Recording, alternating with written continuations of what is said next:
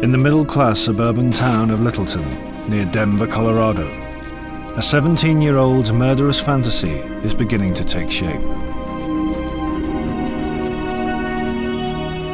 He and a friend, known as Vodka, or V, intend to commit an act so violent that it will secure their place in history. Sometime in April next year, me and V will get revenge and kick natural selection up a few notches. If we've learned the art of making time bombs, we'll set hundreds of them around roads, bridges, buildings, and gas stations. Anything that will cause damage and chaos. It'll be like the LA riots, the Oklahoma bombing, World War II, Vietnam, Duke and Doom all mixed together. I want to leave a lasting impression on the world. 1 year later, on April the 20th, 1999, Eric Harris and another Columbine student, Dylan Klebold, committed the worst high school massacre in American history. They killed 12 students and 1 teacher, injured 23 others, and then turned the guns on themselves. This film records events as they unfolded on that Tuesday morning, during the critical hour between 11:08 a.m. and 12:08 p.m. For years, the horror of the massacre has defied explanation. But recently, new information has been released about the attack and the events leading up to it. From these terrible details, it's possible to reconstruct a fuller picture of Columbine and the freakish whirlwind of circumstances that ended with 2 teenagers committing mass murder.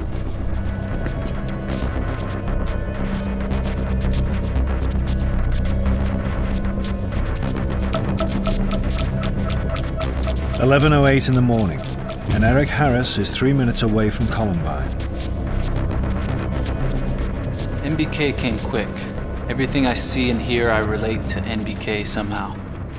Feels like a goddamn movie sometimes. NBK is Eric and Dylan's code name for the coming massacre. It stands for Natural Born Killers, a movie they both admire. The film tells the story of Mickey and Mallory, 2 mass murderers with traumatized childhoods who become media celebrities. For Eric and Dylan, the movie seems to represent a kind of redemption, that they, like the fictional characters, are ultimately superior. I know we're gonna have followers, because we're so fucking godlike. I mean, we're not exactly human. We have human bodies, but we've evolved one step above you fucking human shit. I mean, we actually have fucking self-awareness. A key element in Eric and Dylan's sense of alienation comes from their school. I hate you people for leaving me out of so many fun things. And no, fucking don't say, well, that's your fault, because it isn't. You people had my phone number, and I asked and all. But no, don't let the weird Eric kid come along. Oh, fucking no. In Columbine High School's unspoken hierarchy, Eric and Dylan see themselves at the bottom of the pile. The weird kids who hang out with the other outcasts. At the very top are the jocks, a group with their own rules of conduct and their own dress code, which includes white baseball caps. Jocks are not necessarily athletes.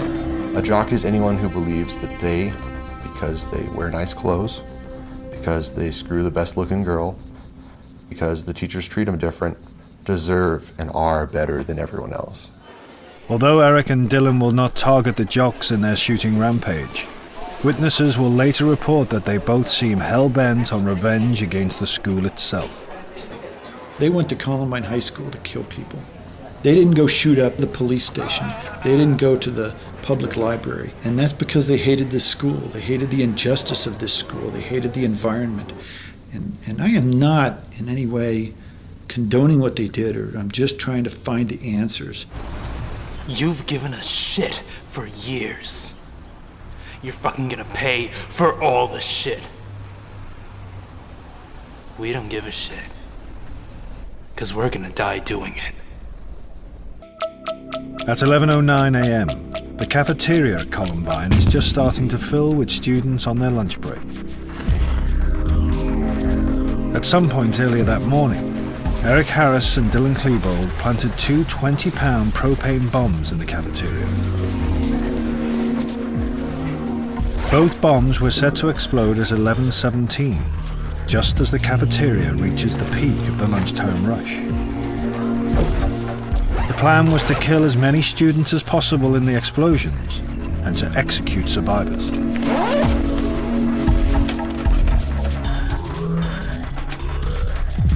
The bomb planting was not caught on the cafeteria surveillance cameras, possibly because of a tape change. That morning, I believe it was third hour philosophy class. I know it was philosophy class. We had a big test on Chinese philosophy. And Eric was always type A about his grades. He wouldn't ditch class if there was a test or an assignment due. So it really struck me that Eric wouldn't show up that day. When we got to fourth hour that day, though, he still wasn't in class. And even I only ditched one class in a row usually. And Dylan wasn't there either.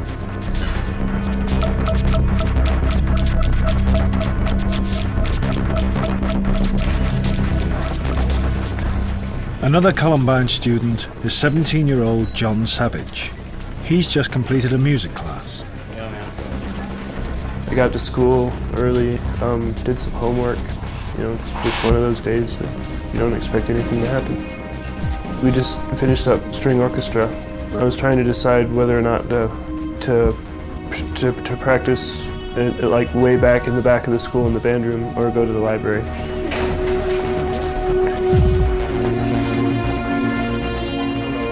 Among the teachers on duty is Dave Sanders. He's a popular sports coach in the school because of his ability to get the best out of the least likely athletes. Patty Nielsen is a 35-year-old teacher working part-time at the school.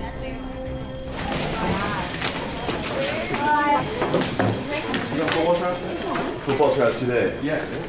Normally she heads home after her morning art classes.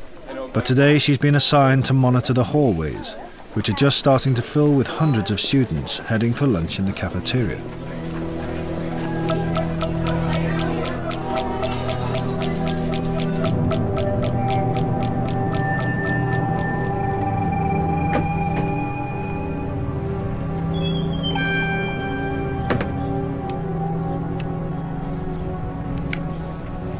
After creative writing, every day, I'd go out for my smoke, and so I took my same route I do every day.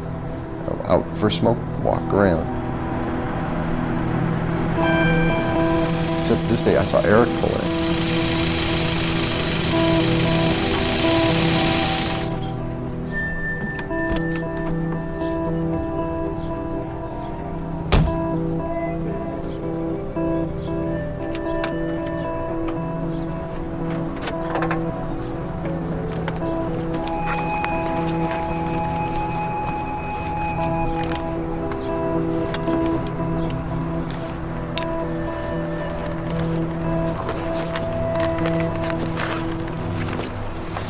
Since he had missed 2 hours of school, I went up to see what was going on.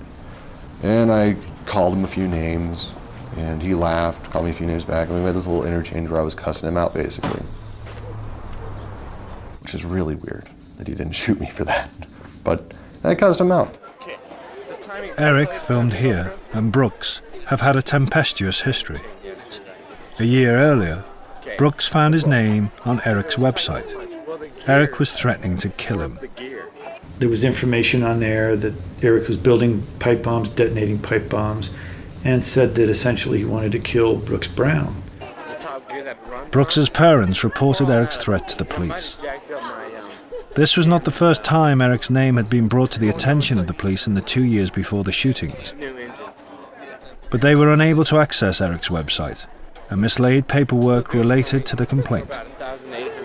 If they'd acted on these claims, Eric would have been in jail. It's very simple. And Columbine never should have happened. In the meantime, Brooks Brown had made his own peace with Eric. It probably saved his life.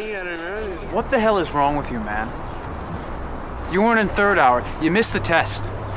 It doesn't matter anymore. Then he looked at me. I said, dude, you missed the huge test. He said it didn't matter anymore. And then he looked at me and he said, Brooks, I like you now. Get out of here, go home. Go home.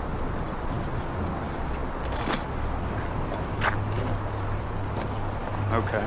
There's a lot of theories about why he didn't shoot me. I personally think, because I remember the look on his face, he didn't want to kill me. And I wasn't the only person that let go of that Jay. John Savage, actually. I was friends with him. Screech, he was a great guy.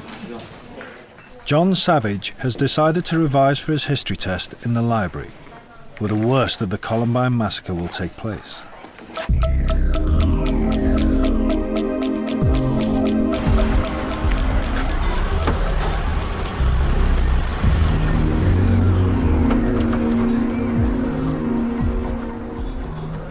Eric and Dylan have arrived with a huge arsenal of weapons.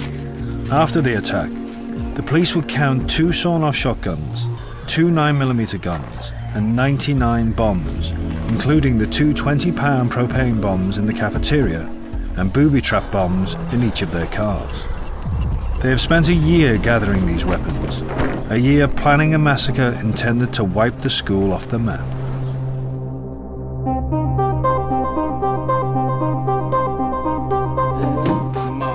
Just a month before the attack, an unreleased videotape reveals the extent of Eric and Dylan's preparation. This is a reconstruction from reports of the tape's contents. The cameraman is Dylan, the location, Eric's bedroom. Eric reveals dozens of hiding places, containing what amounts to a small armaments factory. How did Eric succeed in concealing such a vast collection of lethal weaponry? The question still remains unanswered. Eric's parents have not spoken publicly since the massacre. Hi, Mom. But his play acting at the end of the tape shows that Eric is well aware of his skills in the art of deception.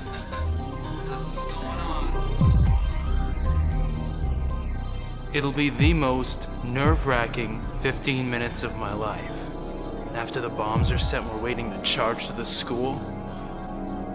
Seconds will be like hours. God, I can't wait.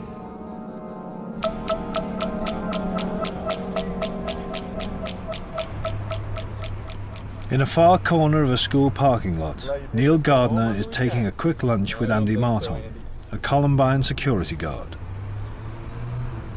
Gardner is a local police officer with special responsibility for the school's students and teachers.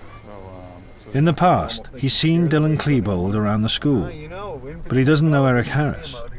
And he does not appear to know that Eric and Dylan have already been in trouble with the police and the courts.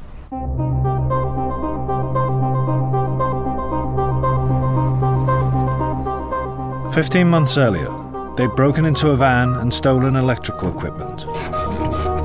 They were later arrested on felony charges of criminal trespass and theft. At their court hearing, both were ordered to undergo courses designed to steer juveniles away from crime. After completing his course, Eric seemed contrite.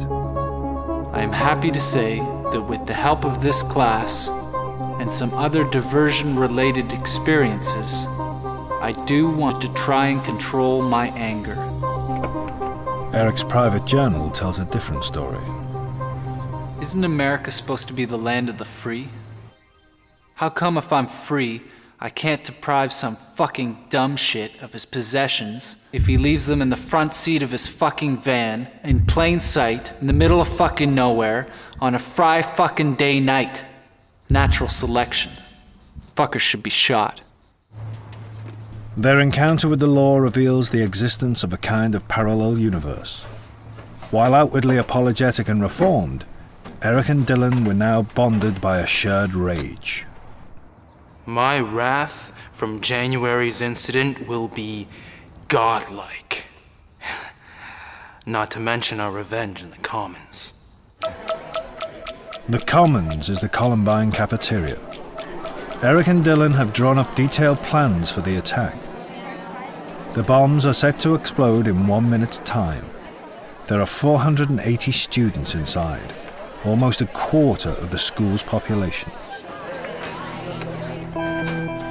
Richard Castaldo is on his way out to meet his friend Rachel Scott. They plan to have lunch just outside the school's west entrance. In their trench coats, Eric and Dylan attract little attention. They've often worn this uniform to school. The attack is now just seconds away. When I first sat down, to eat my lunch, I saw a couple of guys kind of off to my left, and they threw some. I didn't know what it was at the time, but it was a pipe bomb, and I remember it went off, and it didn't really do anything. And I thought, at first, I just kind of thought they were, screwing around, because it was, I guess, like a senior prank or something, because school was about to end.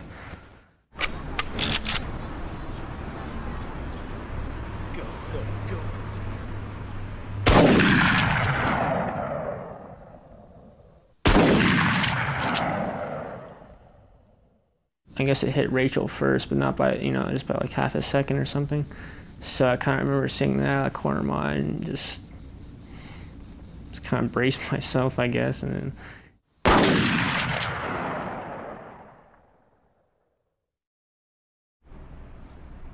When I first started hearing gunshots, I didn't really think in my head they were gunshots. You generally don't. You don't go, oh, well, that's a pistol.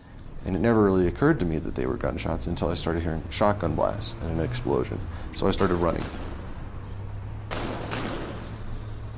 First thought that entered my mind is I should call my dad. Brooks called me, and he said, "Dad, there's a shooting at the school." And instantly, I knew it was Eric.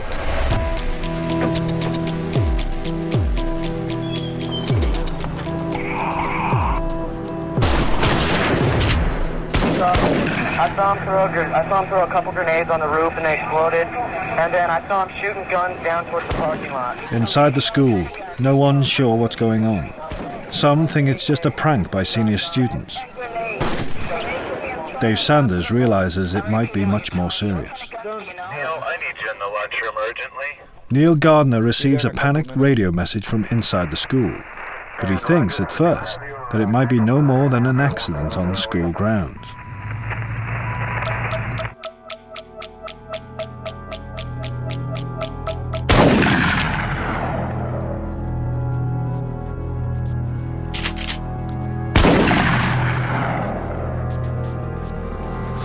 Help. Sure. I'll help you. Black trench coat and a shotgun, okay. We've got another case. He's shot safe. His shot safe is hanging off. Okay. We've got another one. All right, everyone, we think there's someone shooting outside. I want you quiet. I want you to all make your way outside this way only.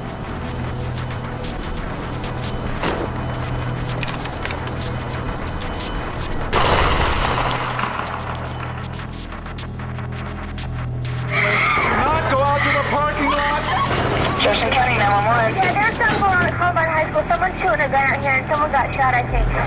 Okay. Can you see anything going on over there? No, some girl's on the ground. I think she's paralyzed and I think she's hurt. I'm not sure. Okay, hold on a line here with me.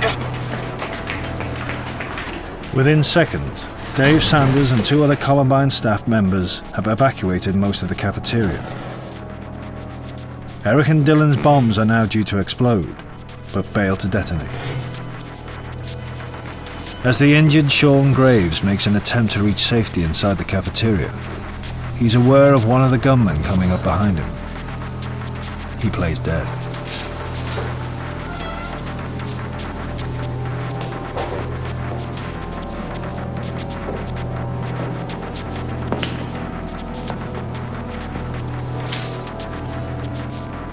Dylan arrives to find the cafeteria apparently empty.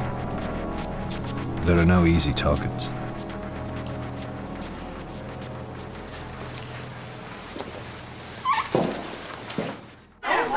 Dave Sanders now embarks on a determined attempt to secure as much of the school as possible. Quiet, quiet, quiet, quiet. Even if they come in, stay very still, okay?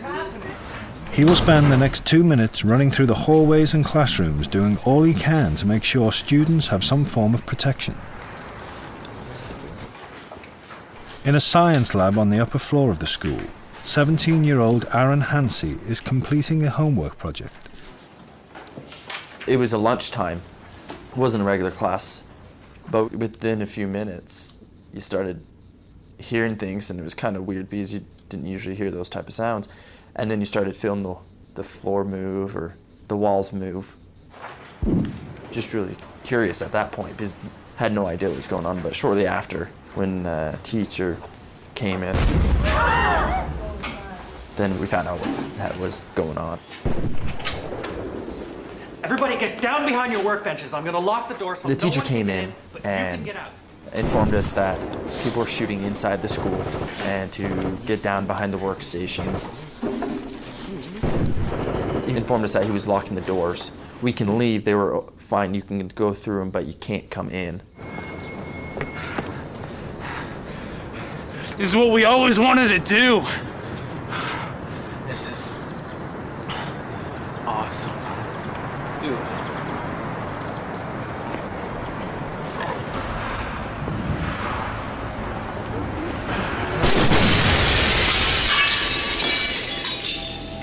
Do you have an emergency? Yes, we do. Okay, you have Columbine High School? Yes. Okay, we got it. We have automatic weapons, okay? Yes. All right. Can you guys send lots and lots of paramedics? Neil Gardner is the first police officer on the scene. Andy, get down.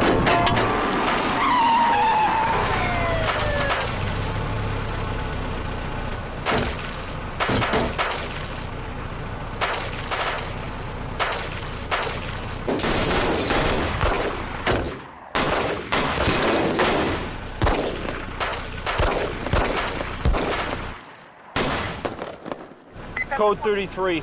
Shots fired. Shots in the building. Gardner believes momentarily that he may have hit one of the gunmen. Code 33. The end of the gun battle with Gardner marks the beginning of Eric and Dylan's attack inside the school.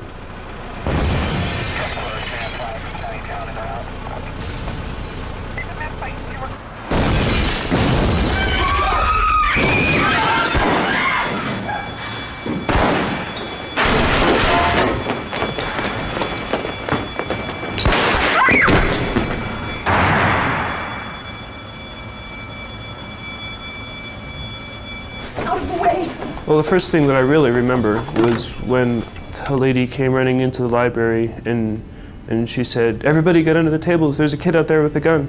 You know, that was my first like, oh man, something's going down. Get down! Everybody get down! Get under the tables! I think everyone was just kind of too shocked to actually do anything. You know, they were still trying to figure out, and then like, she said it a second time, like, get under the tables. And then people started to respond.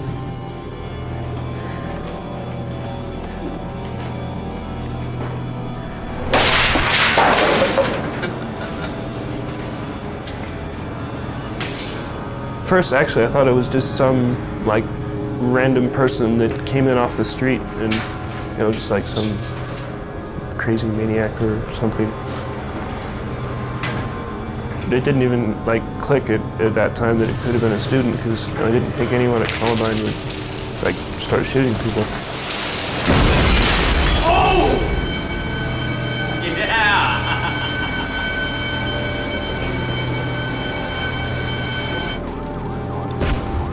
I just kind of sat and waited, you know. I guess I was just hoping I wasn't going to die, really. Jefferson County 911. Yes, I am a teacher at Columbine High School. There is a student here with a gun. He has shot out a window. I believe one I've been Columbine High School. I don't know what's in my shoulder. If it was just a blast, who or what. Okay, has anybody been injured, ma'am? Yes. Who is the student, ma'am? I do not know who the student is. Okay. We've got help on the way, ma'am.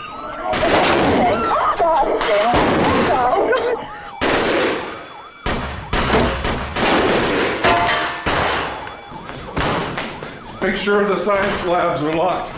Dave Sanders is still trying to clear the hallways. 5 more police units are nearing the school.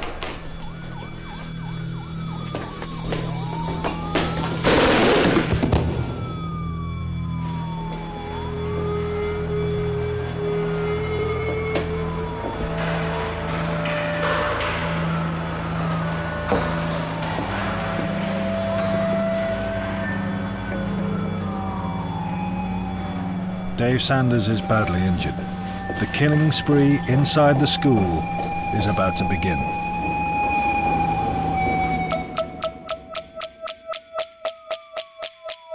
Columbine student Aaron Hansey is still hiding in a science room when one of his teachers returns, trying to find anyone who knows first aid. Yeah. I told him I did, and then just made a mad dash across the hallway. Bombs were still exploding, guns were still being fired. They could come around the corner anytime.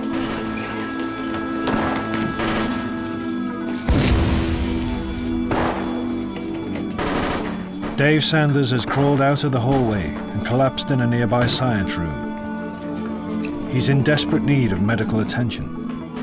And then we went through the back doors into the corner science room where I found Dave Sanders. Mr. Sanders, it's okay, we're here to help you. It's Aaron. The paramedics are on their way. When I first got to Dave, he was conscious, fully aware of what was going on. So when we got to him, he was on his stomach. I thought he had been shot with a shotgun or something, and just in the chest at close range or something like that. We're gonna push you a little bit on your back here. 1, 2. Aaron quickly discovers that Dave Sanders has an entry wound in each shoulder. When I looked over the situation, yeah, he'd been shot, and that's no small cookie, but he was conscious and he was very aware of his surroundings. He's doing great. You're doing great, Mr. Sanders. Teacher Teresa Miller tries calling 911, Mr. Sanders, don't worry. but the lines are constantly busy. Help is on the way, don't worry. I thought we were going to be able to take him out and that he could get fixed, get operated on if needs be, and recover. By now there are 6 police units outside the school. Some are tending to frightened and injured students around the parking lots. Others are securing a perimeter. Following standard police procedures, which emphasize the need to contain an incident, none of the officers ventures into the school to try to challenge the killers.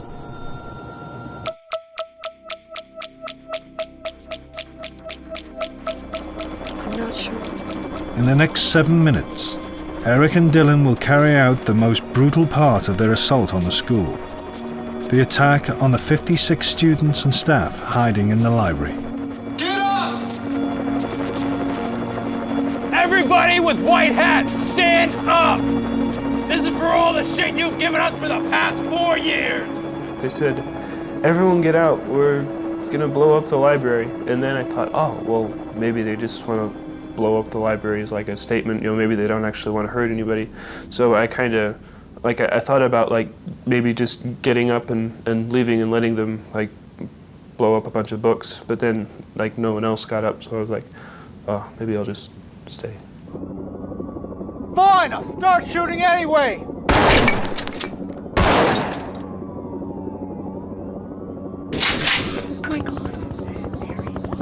Okay, stay with me, ma'am. You're doing great. You are doing great, okay?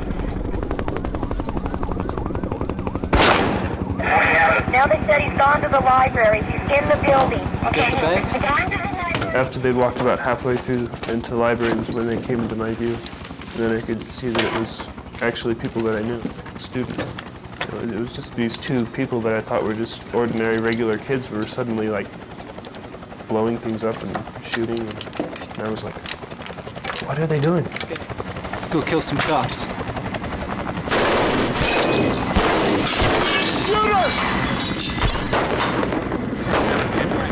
He's shooting in the library right now.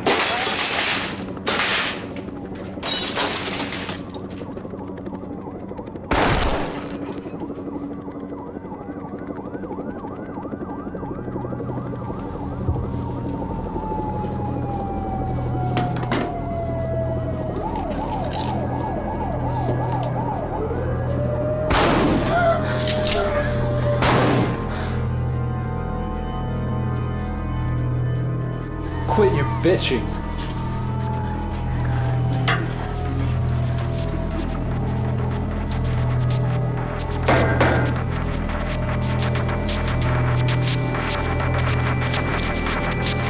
Peekaboo.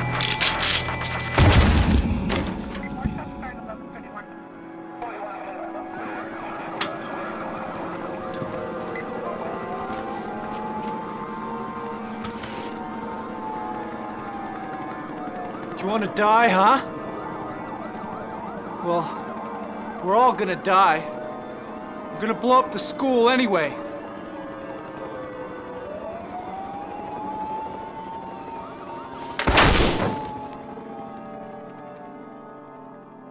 It said something about like, oh look, it's the little nigger or something like that, and I knew who they were talking about.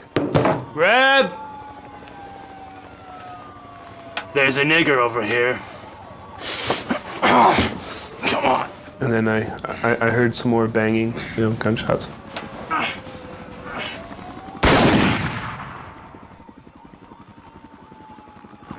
Can't believe I just did that. Cool. I kind of assumed that they'd shot him, but I couldn't see, so I was, I guess, kind of hoping for the best.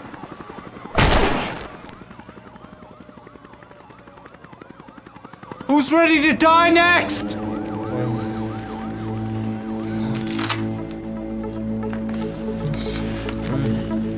Aaron Hansey is now struggling to keep Dave Sanders conscious. With the help of a teacher and another student, as well as his father who's phoning in first aid advice from home, Aaron uses family pictures from Dave Sanders' wallet to keep him talking.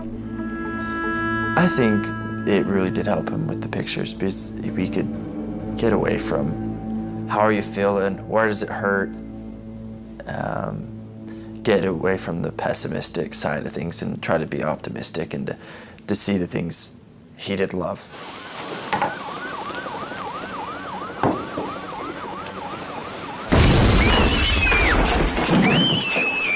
Listen up, you fucking scared pieces of shit!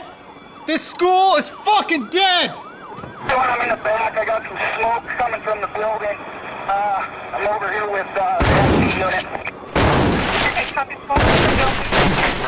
1131.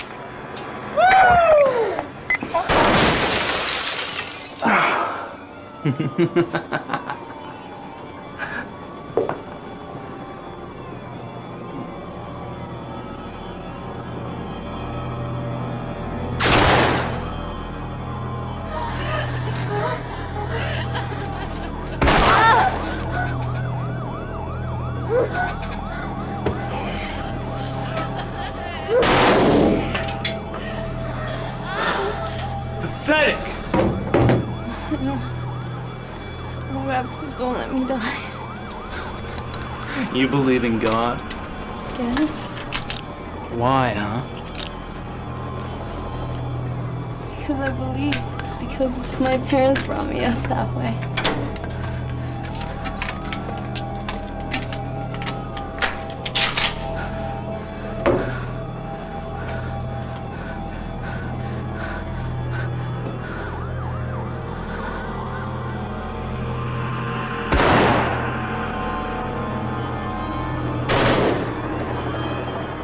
The phone line left open by Patty Nielsen records the sound of the killings in the library. Okay. During the shooting, you can hear Dylan saying all kinds of things to people before he kills them that Eric doesn't. I mean, there's a very distinct difference between how the two handled the shooting that day. And it's incredibly difficult to listen to, even if you don't know the people they're killing and who's killing them. I could see his boots coming towards me through the rows of bookshelves, and I was like, wow, this is it, and I was like, man, this, I could die here. It was pretty shocking, I guess. Who's under there? Identify yourself. I said, it's John, because, I kind of knew him a little, and I was hoping he'd, remember that I wasn't a jock, and that I'd, tried to treat him with respect and stuff. John Savage? Yeah.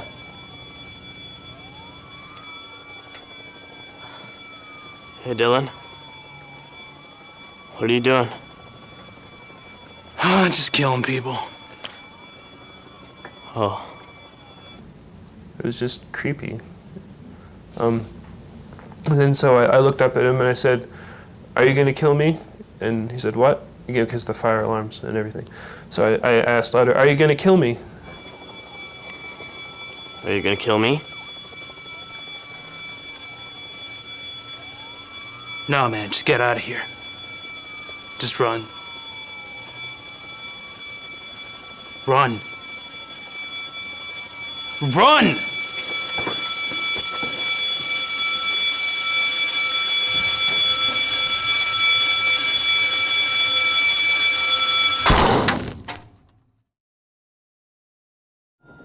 As the killings go on unchecked in the library, the police presence outside continues to build. Gunshots from the library are clearly heard and reported by officers outside, who are just tens of meters away. The police now also have good descriptions of Eric and Dylan. But no officers will enter the school for another half an hour. Later, the police will say they'd received conflicting reports of a sniper on the roof, and that there were as many as 8 gunmen. Also, communications problems made coordination ever more difficult.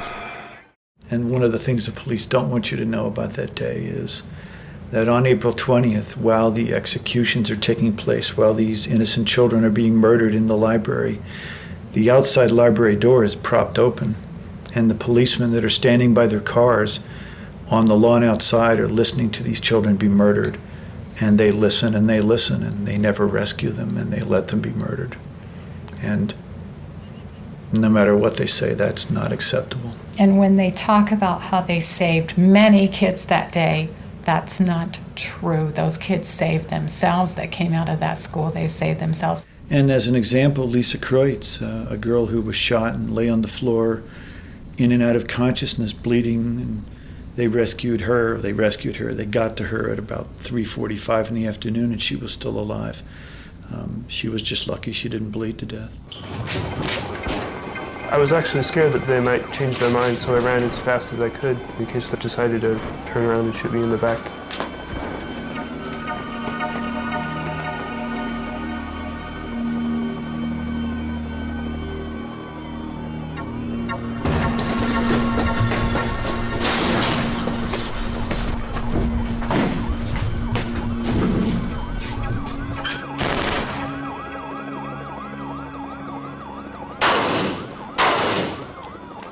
I'm out of ammo. Maybe we should start knifing people. That'd be more fun.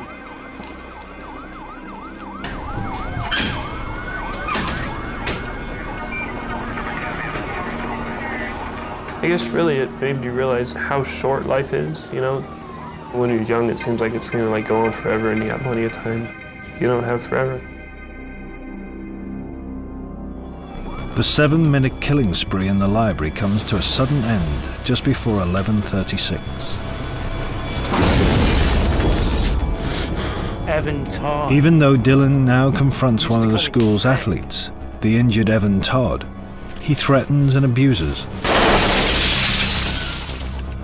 but doesn't kill. Do you want to go to the Commons? I have one more thing to do. He now seems reduced to a gesture of repressed rage.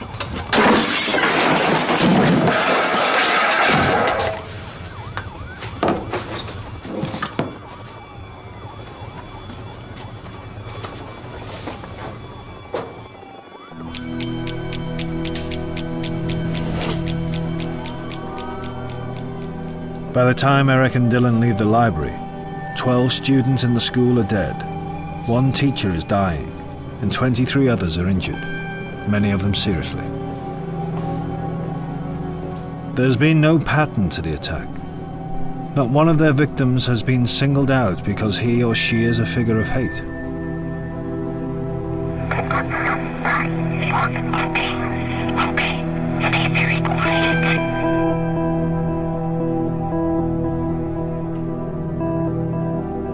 still hundreds of students and teachers hiding elsewhere in the school.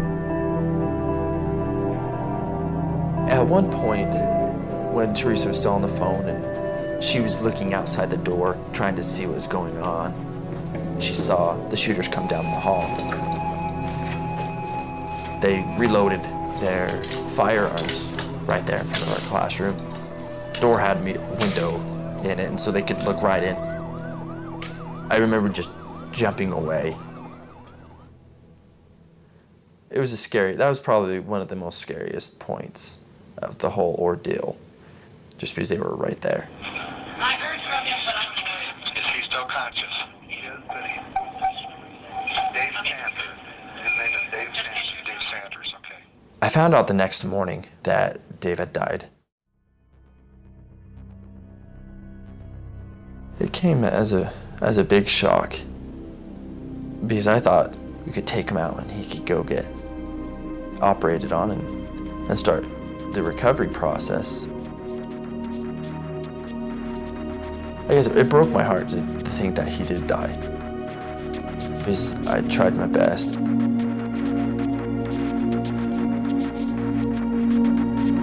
Eric and Dylan's movements through the school now seem directionless. Eric's secret journals and video recordings leave the clear impression of a disturbed mind, filled with grandiose and destructive schemes. Dylan, however, is a mystery.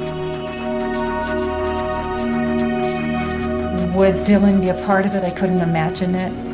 But could he be caught up in it in some way? Yes. And I think Eric was dominant over Dylan. I do believe that I had that conversation with Dylan's mother after the shootings, that Dylan was always trying to be there for Eric and actually take care of them, because Eric didn't have as many friends. Dylan had friends. People liked Dylan. When Eric and I first met, and for a considerable amount of time thereafter, I got no hint that he had this other side to him, that he was this angry. I don't think he was at the time. This would have been freshman and sophomore year. I don't think for freshman year he was that angry. He was on the soccer team. He was hanging out with us. We were doing all kinds of stuff. He didn't nearly have the simmering anger that he did later on, by any means. I think he was a different person. Columbine changed me. I know it changed him, obviously. But I don't think he was nearly as psychotic as he turned out to be. We hate niggers, spics, and especially you white pieces of shit. We hate... You know what I hate? Racism. Anyone who hates Asians, Mexicans, or anyone of a different race just because they're different. You know what I hate? Star Wars fans. Get a friggin' life, boring geek. I hate people who drive slow in the fast lane. God, people do not know how to drive.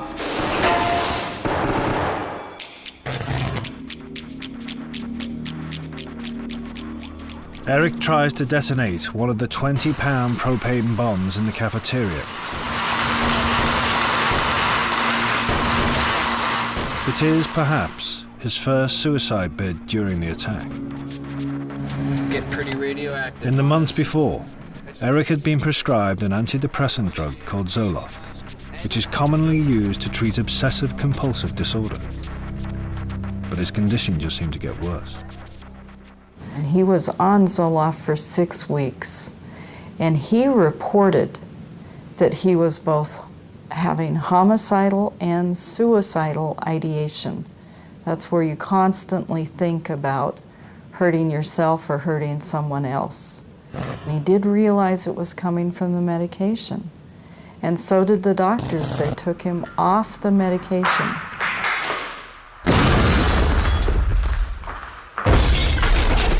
But all he got in exchange was a different brand name. He got Luvox.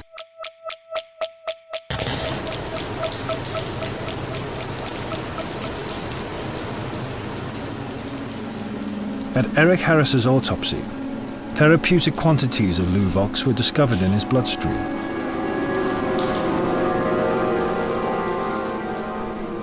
Dylan Klebold's autopsy report found no traces of drugs.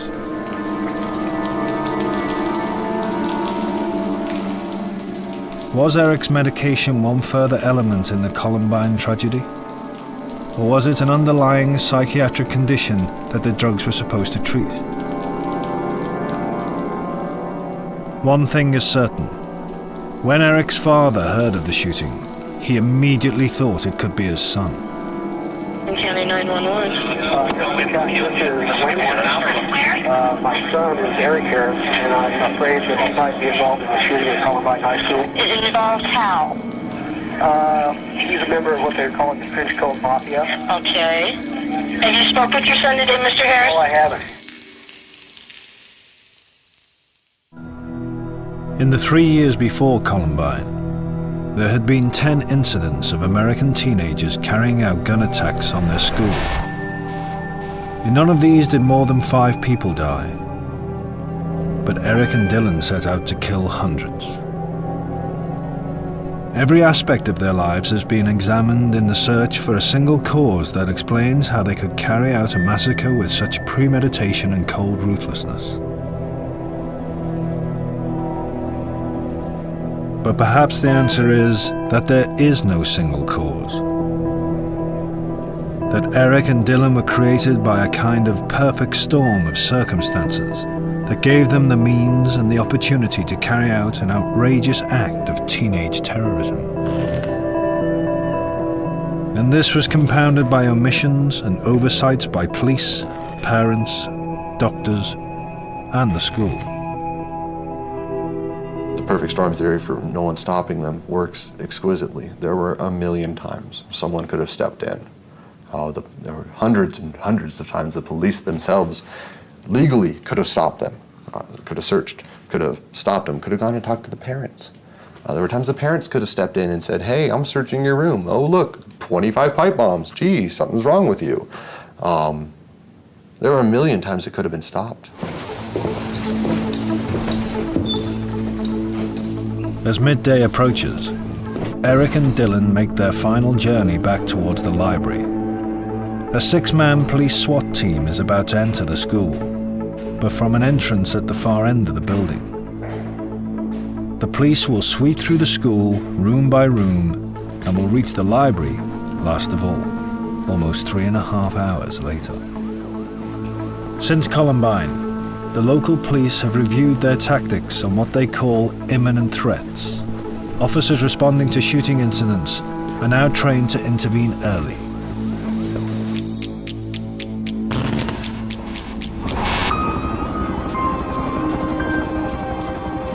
Eric and Dylan arrive back at the library door.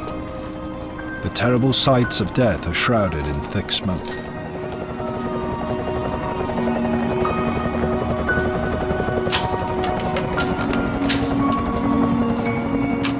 They will make one last, near-suicidal gesture before ending their lives just a few meters from many of their victims.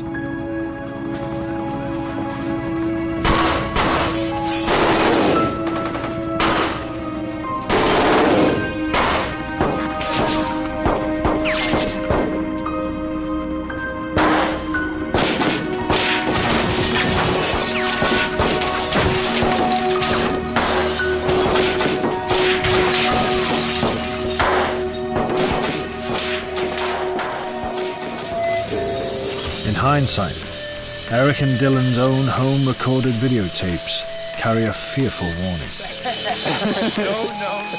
But few could have imagined that they would turn fantasy into tragedy.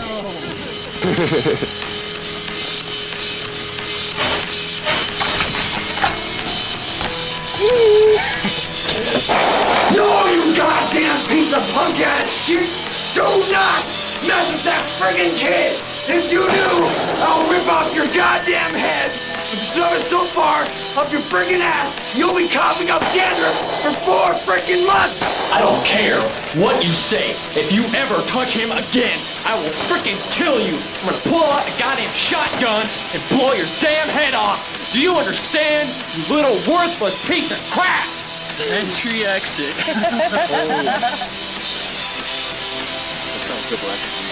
I mean, that fucking